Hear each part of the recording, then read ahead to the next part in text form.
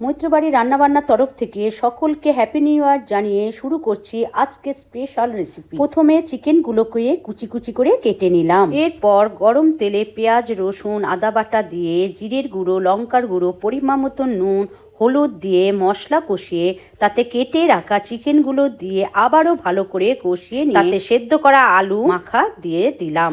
ভালো করে নেড়ে নিয়ে 1 চামচ ধনেপাতা বাটা মিশিয়ে পুর তৈরি করে ঠান্ডা করতে রেখে দিলাম।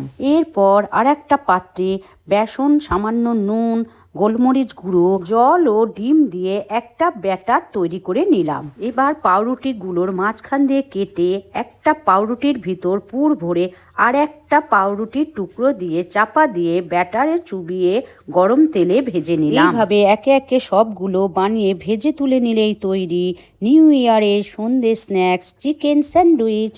বন্ধুরা, এই সহজ চিকেন স্যান্ডউইচ রেসিপিটা যদি আপনাদের কাছে পছন্দ হয়ে থাকে তাহলে আমাকে অবশ্যই লাইক, শেয়ার, কমেন্ট সঙ্গে সাবস্ক্রাইব করতে ভুলবেন না। ধন্যবাদ।